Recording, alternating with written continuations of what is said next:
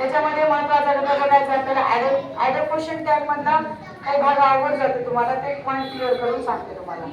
हे अवघड जाणार नाही, ते कसं इकडे दर्शेल, ती पण इकडे दर्शेल. तर ऍडर क्वेश्चन टॅग तुम्हाला वाक्याची शर्त सी द्यावे, कॉमा द्यावे, त्याच्यानंतर सहाय्यकारी क्रियापद घ्यावे, नकारार्थीचे नकारार्थी करावे, त्यानंतर नकारार्थीचे होकारार्थी करावे, असे वाक्याचे रूल्स माहिती आहेत. तर त्याचं द्वितीय व्यक्ती द्यायची म्हणजे काय, राम सीता असेल तर त्याचं काय चेंज होणार, राम असेल तर ही घ्यायचं, सीता असेल तर शी घ्यायचं, शेवटी प्रश्नार्थक चिन्ह. बरोबर आहे, हे रूल्स माहिती आहे. पण काही घटक असे येतात की तुम्हाला वाक्य सारखं दिलेलं असते, क्रियापदाचे सारखेच रूप येत असतात. कधी कधी थर्ड पर्सन सिंग्युलर सब्जेक्ट नुसार सिंपल प्रेझेंट टेन्स मध्ये क्रियापद बदलते. ते कसं बदलते ते बघा. याच्यामध्ये आपण बघूया, आधी घेऊया राम कट्स अँड ऍपल. सरळ सरळ वाक्य दिलेलं असते. आता याच्यामध्ये दुसरं एक वाक्य दिलेलं असते, राम कट अँड ऍपल. आता काय चेंज आहे याच्यामध्ये, वाक्यामध्ये बघा काय बदल आहे. बरोबर याच्यामध्ये कारण ह्याच्यामध्ये बदल आहे, इथं यस प्रत्यय आहे मेन वाईजला. बरोबर आहे, मुख्य क्रियापदाला यस प्रत्यय आहे का नाहीये, म्हणजे तृतीय पुरुषी एकवचनी करता आलं. आणि असे काही शब्द येतात, रीड, कट, असे शब्द जे काही येतात त्यांच्या समोर जे थर्ड पर्सन सिंग्युलर सब्जेक्ट असते तृतीय पुरुषी एकवचनी करतात, तर क्रियापदाला यस किंवा यस प्रत्यय लागतो. कधी सिंपल प्रेझेंट टेन्स असेल तर. लक्षात आलं का, सिंपल प्रेझेंट टेन्स मध्ये तृतीय पुरुषी एकवचनी कर्त्यासमोर म्हणजे थर्ड पर्सन सिंग्युलर सब्जेक्ट आला असेल त्याच्या समोर मेन वर्बला यस प्रत्यय लागते. लक्षात ठेवायचं सिंपल प्रेझेंट टेन्स. आणि हे सिंपल पास्ट टेन्स आहे.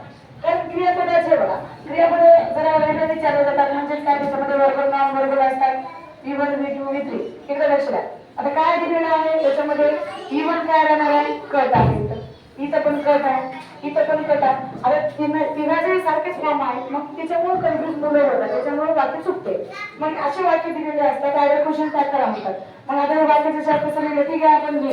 त्याच्यानंतरचं याच्यामध्ये सिंपल पास्ट टेन्स आहे, कारण हे यस आहे आणि हे V2चं कार्य करायचं, कारण थर्ड पर्सन सिंग्युलर सब्जेक्ट आहे ना रोहा.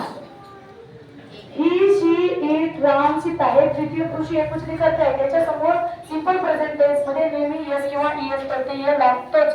कधी लागतो, सिंपल प्रेझेंट टेन्स असेल तर मेन वर्बला लागतो. बरोबर आहे. आता इथे V2 आहे, लागलेलं नाहीये, मग आपल्याला हे बनवायचं आहे.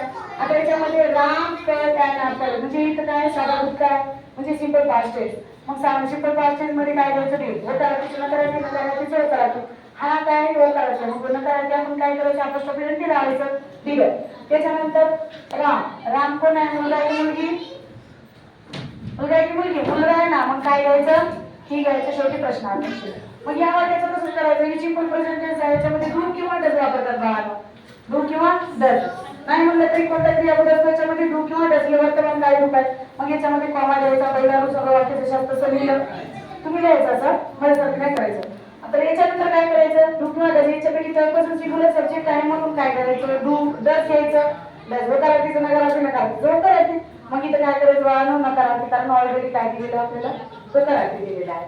मग राम कोण आहे, त्यांना आहे म्हणताना म्हणजे ही घ्यायचं, शेवटी प्रश्नार्थी. अशा प्रकारचं वाक्य तुम्हाला फसवण्यासाठी विचारतात.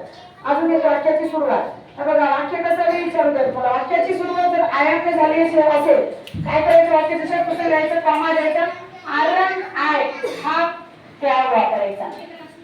मी एक वाक्य केलं, I am learning and English, हे वाक्य आहे बघा. मग वाक्याचे शब्द कसं लिहायचं, तुम्ही लिहायचं वाक्याचे शब्द. आता मी तर यालाच करते, काय दिलं, I am learning and English. I am वाक्याची सुरुवात झाली म्हणजे आज तिथं काय लिहायचं बघायला, कॉमा घेऊन आरण आय, वाक्याचा का करायचं नाही, काय नाही, लक्षात आलं का.